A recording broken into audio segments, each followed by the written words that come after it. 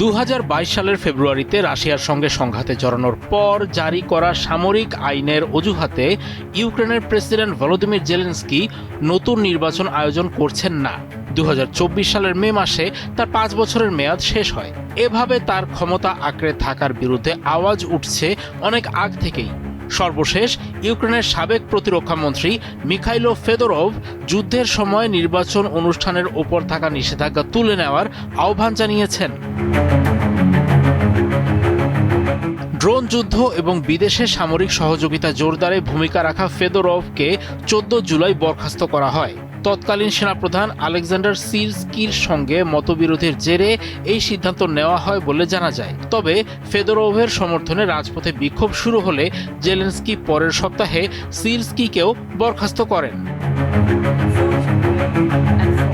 মঙ্গলবার ইউক্রেনের শাসন ব্যবস্থায় কাঠামোগত সংকটের অভিযোগ তুলে এক ভিডিও বার্তায় ফেদোরভ বলেন, সংঘাত লম্বা হলেও একটি কার্যকর ও নিরাপদ উপায়ে ইউক্রেনে গণতান্ত্রিক প্রক্রিয়া ফিরিয়ে আনা প্রয়োজন। তিনি মনে করেন, সংসদ কেবল নির্দিষ্ট শ্রেণীর স্বার্থ রক্ষা না করে গণতান্ত্রিক প্রক্রিয়ার কেন্দ্রবিন্দু হওয়া উচিত। ফেদোরভের এই বক্তব্যকে অনেকেই জেলেনস্কির বিরুদ্ধে এক ধরনের রাজনৈতিক চ্যালেঞ্জ হিসেবে দেখছেন। ফেদোরভের পাশাপাশি সাবেক সেনাপ্রধান ভ্যালেরি জালুজনি ও সামরিক গোয়েন্দা প্রধান কিরিল বুদানভকেও তাদের পদ থেকে সরিয়ে দেওয়া হয়েছে। জনপ্রিয়তায় জেলেনস্কির চেয়ে এগিয়ে ছিলেন তারা।